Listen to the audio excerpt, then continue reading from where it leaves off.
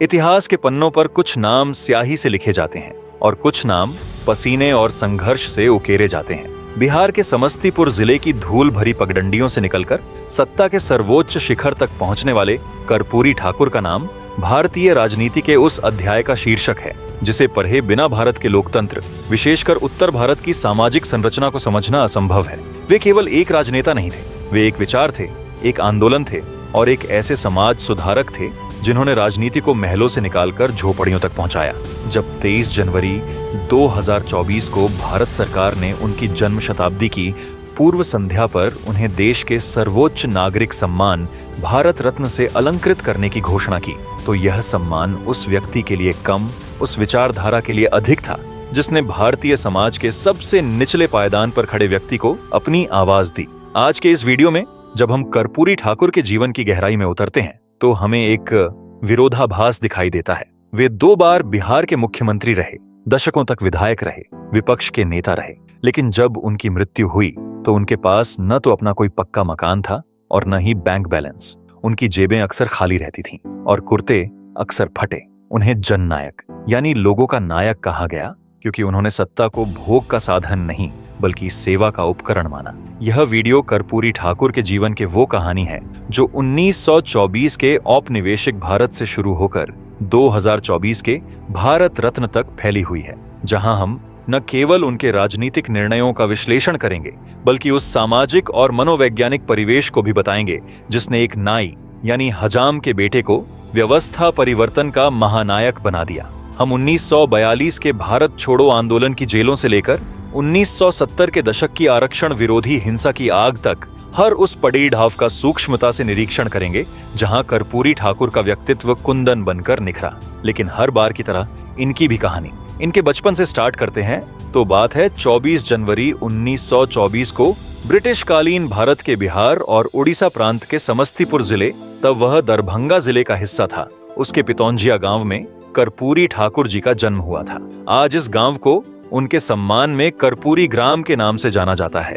उनका जन्म नाई समुदाय में हुआ था जिसे हिंदू जाति व्यवस्था के सोपान क्रम में अत्यंत पिछड़ा माना जाता है और जो पारंपरिक रूप से जजमानी प्रथा के तहत सेवा कार्यों से जुड़ा था। उनके पिता का नाम गोकुल ठाकुर और माता का नाम राम दुलारी देवी था। उस समय का बिहार घोर सामंतवाद की जकड़ में था। जाति केवल एक पहचान नहीं थी, यह एक लोहे की बेड़ी थी जो व्यक्ति के जन्म से लेकर मृत्यु तक उसका भाग्य तय करती थी। गोकुल ठाकुर एक साधारण नाई थे जो गांव के किसानों और जमींदारों के बाल काटने और हजामत बनाने का काम करते थे। यह पेशा केवल आर्थिक रूप से ही कमजोर नहीं था बल्कि सामाजिक प्रतिष्ठा की दृष्टि से भी इसे हेय माना जाता था। बालक कर्पूरी ने बहुत कम उम्र में ही सामाजिक भेदभाव का वह क्रूर चेहरा देख लिया था जो किसी भी संवेदनशील मन को या तो तोड़ देता है या विद्रोह के लिए तैयार कर देता है। जहां एक मर्मस्पर्शी घटना का उल्लेख अक्सर किया जाता है। अपनी किशोरावस्था में कर्पूरी ठाकुर पढ़ाई में बहुत मेधावी थे। जब वे मैट्रिक की परीक्षा प्रथम श्रेणी में पास कर अपने गांव लौटे तो उनके पिता उन्हें लेकर एक स्थानीय सामंत यानी जमींदार के पास उनका आशीर्वाद लेने गए। पिता को उम्मीद थी कि बेटा पढ़ लिख गया है तो उसे सम्मान मिलेगा, लेकिन जमींदार की प्रतिक्रिया ने उस युवा मेधावी छात्र के आत्मसम्मान को छलनी कर दिया। जमींदार ने न केवल उनकी उपलब्धि को नजरअंदाज किया बल्कि उनके पिता से कहा, अरे गोकुल, तेरा बेटा पढ़ गया तो क्या हुआ, है तो नाई ही, मेरे पैर दबा। और उस मैट्रिक पास छात्र को मजबूरन उस सामंत के पैर दबाने पड़े। इसी में एक अन्य वाकया जूतों से जुड़ा है। उस द्वार में दलितों और पिछड़ों को सवर्णों या जमींदारों के सामने जूते चप्पल पहनकर चलने की इजाजत नहीं थी। कहा जाता है कि एक बार कर्पूरी ठाकुर को इसलिए अपमानित किया गया और पीटा गया क्योंकि उन्होंने सामंतों की उपस्थिति में जूते पहन रखे थे। ये घटनाएं महज व्यक्तिगत अपमान नहीं थीं, ये उस पूरी व्यवस्था का प्रतीक थीं जिसके खिलाफ कर्पूरी ठाकुर ने अपना पूरा जीवन समर्पित कर दिया। ये अनुभव उनके मन में व्यक्तिगत प्रतिशोध की आग नहीं बल्कि एक व्यापक सामाजिक क्रांति की ज्वाला बनकर धधके।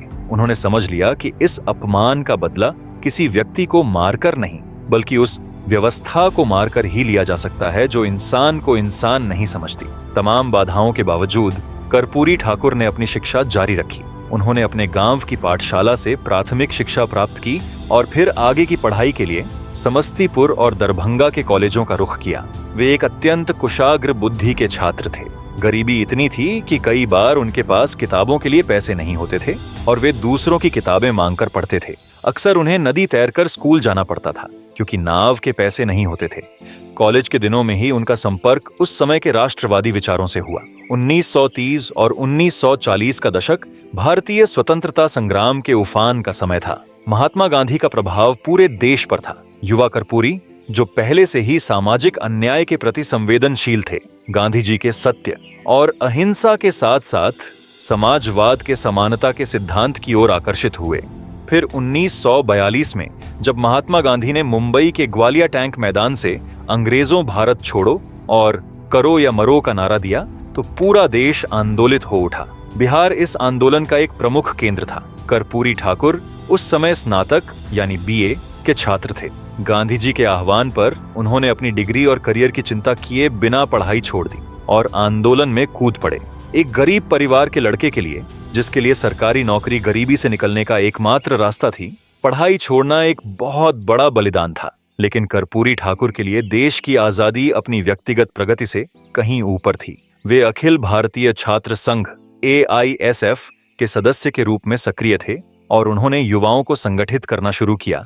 यह देख स्वतंत्रता संग्राम में उनकी सक्रियता ब्रिटिश हुकूमत को खटकने लगी। उन्हें गिरफ्तार कर लिया गया और उन्होंने अपने जीवन के लगभग 26 महीने जेल की सलाखों के पीछे बिताए। भागलपुर कैंप जेल और अन्य जेलों में बिताया गया। यह समय उनके लिए किसी विश्वविद्यालय से कम नहीं था। जेल में उनका संपर्क जयप्रकाश नारायण, डॉक्टर राम मनोहर लोहिया और अन्य समाजवादी चिंतकों के साहित्य और विचारों से हुआ। यहीं पर उन्होंने समाजवाद को गहराई से समझा। उन्होंने महसूस किया कि भारत की समस्या केवल अंग्रेजों का शासन नहीं है, बल्कि सदियों पुरानी जाति व्यवस्था और आर्थिक असमानता भी है। उन्होंने जेल में ही यह संकल्प लिया कि आजादी के बाद उनका संघर्ष गोरे अंग्रेजों के जाने के बाद काले अंग्रेजों यानी सामंती ताकतों के खिलाफ जारी रहेगा। जेल के एकांत ने उन्हें एक जुझारू वक्ता और रणनीतिकार के रूप में गढ़ा। फिर 1947 में जब देश आजाद हुआ, लेकिन कर्पूरी ठाकुर का संघर्ष जारी रहा। उन्होंने कुछ समय के लिए अपने गांव के स्कूल में शिक्षक के रूप में काम किया, जहां उन्होंने बच्चों को न केवल अक्षर ज्ञान दिया, बल्कि राष्ट्रवाद और सामाजिक चेतना का पाठ भी पढ़ाया। लेकिन नियति ने उन्हें कक्षा की चारदीवारी के लिए नहीं, बल्कि विधानसभा के पटल के लिए चुना था। 1952 में स्वतंत्र भारत का पहला आम चुनाव हुआ। उस समय कांग्रेस पार्टी का देश भर में एक छत्र राज था और पंडित जवाहरलाल नेहरू की लोकप्रियता चरम पर थी। विपक्ष नाम मात्र का था। ऐसे माहौल में कर्पूरी ठाकुर ने सोशलिस्ट पार्टी के टिकट पर समस्तीपुर के ताजपुर विधानसभा क्षेत्र से चुनाव लड़ने का फैसला किया। एक नाई के बेटे का, जिसके पास न धन था और न बाहुबल, चुनाव लड़ना एक दुस्साहस माना गया। लेकिन उनकी पूंजी थी जनता के साथ उनका सीधा जुड़ाव। वे पैदल और साइकिल से गांव-गांव गए। उनकी सादगी ने लोगों का दिल जीत लिया। जब नतीजे आए तो उन्होंने ऐतिहासिक जीत दर्ज की। वे बिहार विधानसभा में पहुंचे और 1988 में अपनी मृत्यु तक वे लगातार सदन के सदस्य रहे, जहां 1952 से 1967 तक कर्पूरी ठाकुर बिहार विधानसभा में विपक्ष की सबसे मुखर आवाज बनकर उभरे। वे केवल भाषण नहीं देते थे, बल्कि सड़कों पर संघर्ष भी करते थे, जिसमें पहला था डाक तार हड़ताल। 1960 में केंद्रीय कर्मचारियों की ऐतिहासिक हड़ताल के दौरान उन्होंने डाक और तार विभाग के कर्मचारियों का नेतृत्व किया। इसके लिए उन्हें प्रिवेंटिव डिटेंशन एक्ट के तहत गिरफ्तार किया गया। दूसरा था टेल्को अनशन।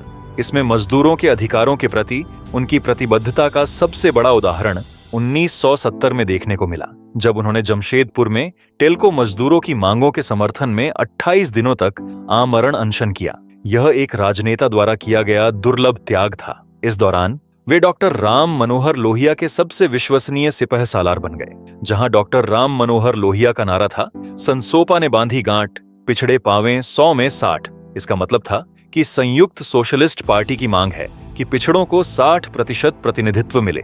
यही कर्पूरी ठाकुर के राजनीतिक दर्शन का मूल मंत्र बन गया। 1967 का वर्ष भारतीय राजनीति में एक भूकंप की तरह आया। कई राज्यों में कांग्रेस का एकाधिकार टूट गया और गठबंधन सरकारों का दौर शुरू हुआ, जिन्हें संयुक्त विधायक दल SVD सरकारें कहा गया। बिहार में महामाया प्रसाद सिन्हा के नेतृत्व में पहली गैर कांग्रेसी सरकार बनी।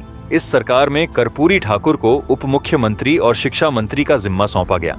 शिक्षा मंत्री का पद संभालते ही कर्पूरी ठाकुर ने वह फैसला लिया जिसने उन्हें रातों रात उत्तर भारत का सबसे चर्चित और विवादित नेता बना दिया। उन्होंने मैट्रिकुलेशन यानी 10वीं बोर्ड की परीक्षा पास करने के लिए अंग्रेजी विषय की अनिवार्यता को समाप्त कर दिया।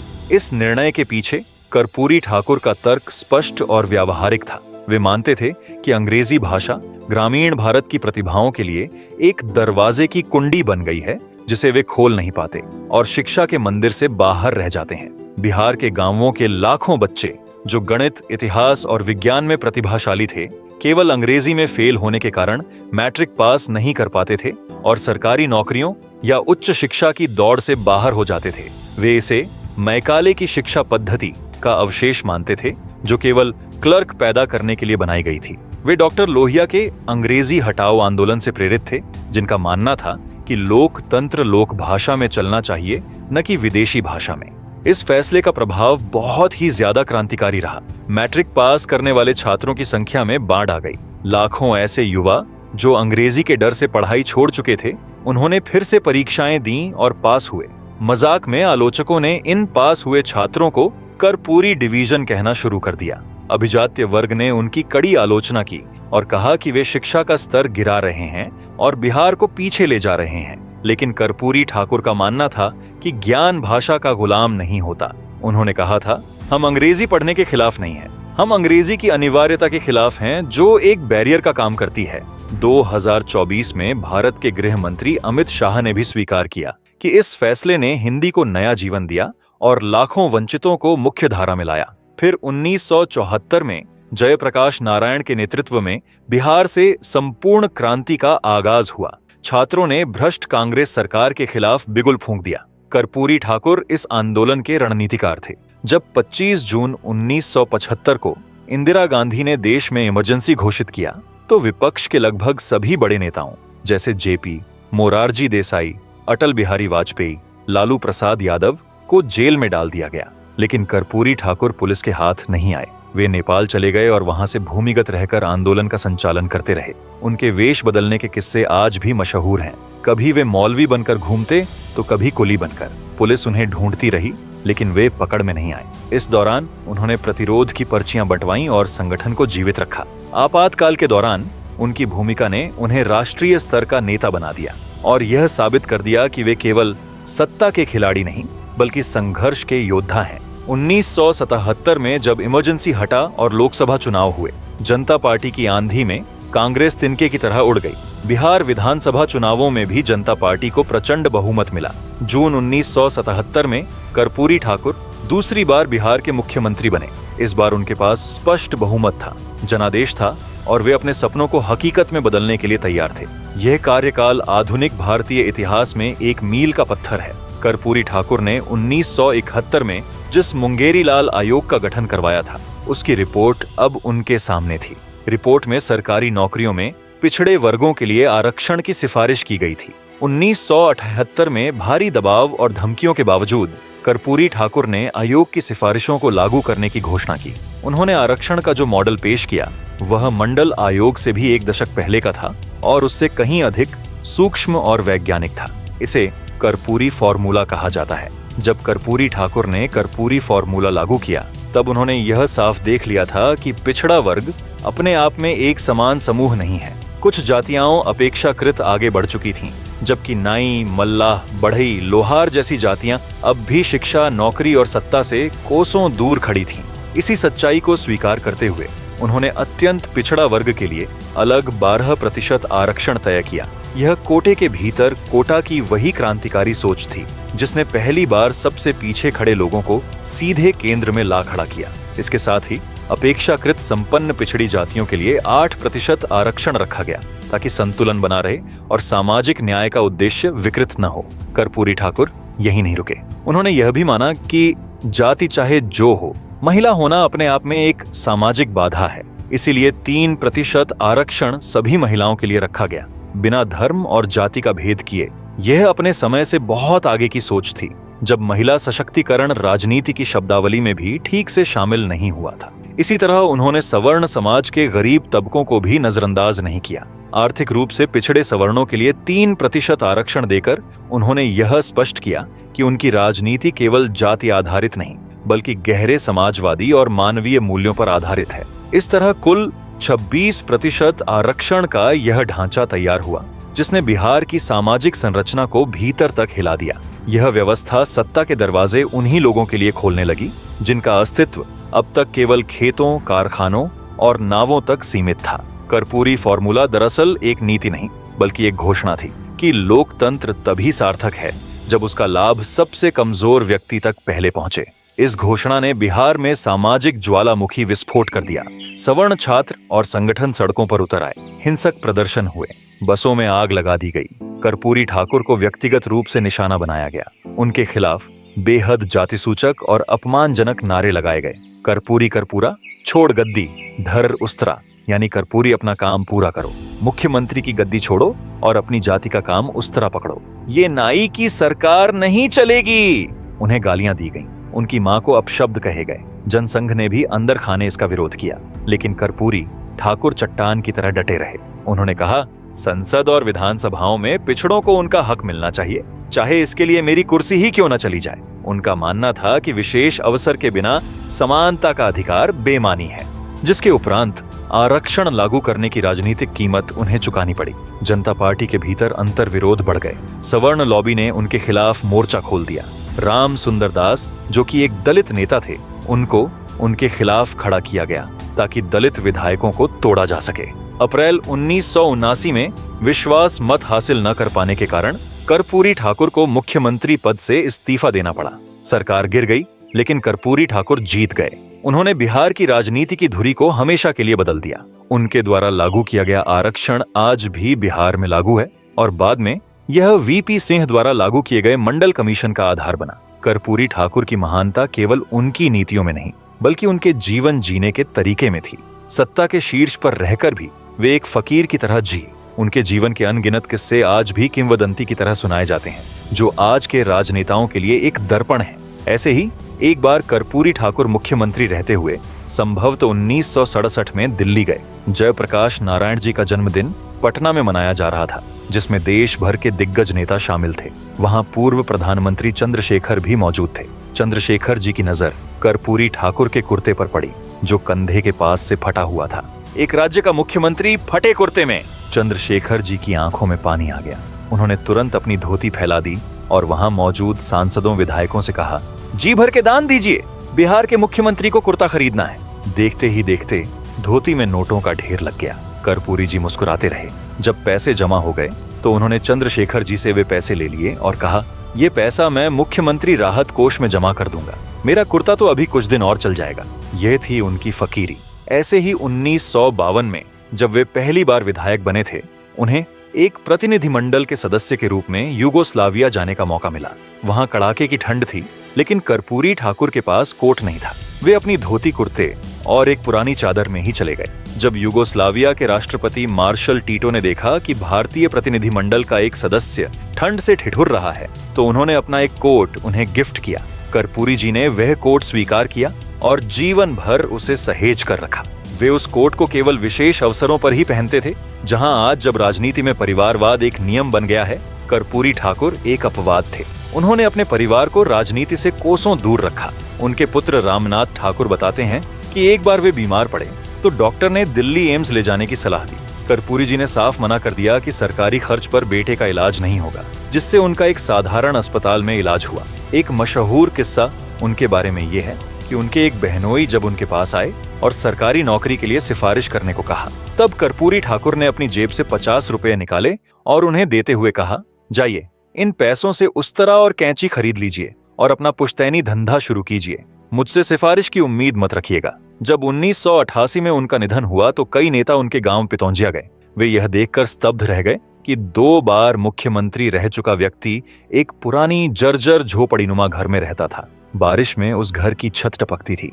उनके पास न कोई गाड़ी थी, न कोई संपत्ति और न ही कोई बैंक बैलेंस। उन्होंने अपने पीछे केवल ईमानदारी की विरासत छोड़ी थी। जब 1980 में केंद्र और राज्य में कांग्रेस की वापसी हुई, कर्पूरी ठाकुर 1980 से 1988 तक नेता प्रतिपक्ष रहे इस दौरान उन्होंने बिहार में समाजवादी नेतृत्व की एक नई पीढ़ी को तैयार किया।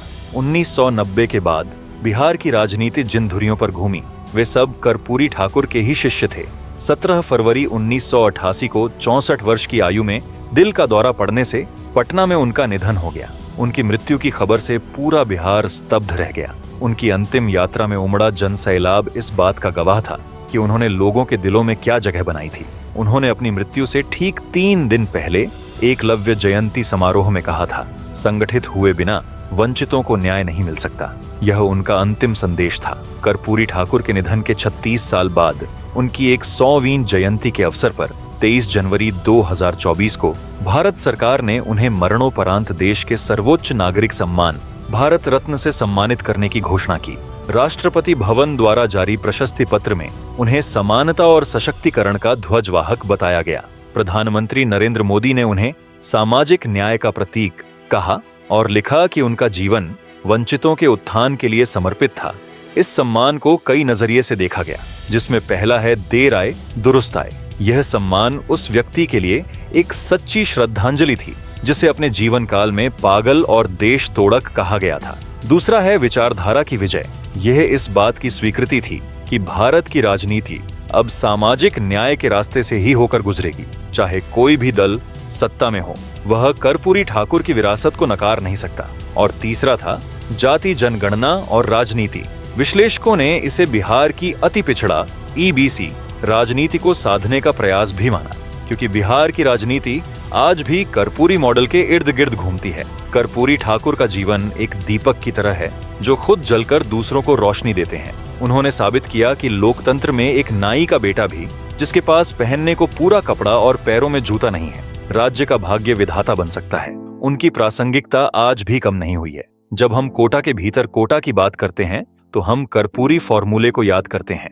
जब हम मातृभाषा में शिक्षा यानी नई शिक्षा नीति जो 2020 में लागू हुआ उसकी बात करते हैं तो हम उनकी अंग्रेजी विरोधी नीति की दूरदर्शिता को नमन करते हैं। जब हम राजनीतिक शुचिता की बात करते हैं तो उनका फटा कुर्ता हमें आईना दिखाता है। भारत रत्न एक पदक हो सकता है, लेकिन कर्पूरी ठाकुर का असली सम्मान वह स्वाभिमान है जो उन्होंने करोड़ों दबे कुचले लोगों की आंखों में जगाया। उनका जीवन हमें याद दिलाता है कि अधिकार मांगने से नहीं, छीनने से मिलते हैं और सत्ता का अंतिम लक्ष्य अंतिम व्यक्ति की सेवा है। वे सचमुच भारतीय लोकतंत्र के कबीर थे।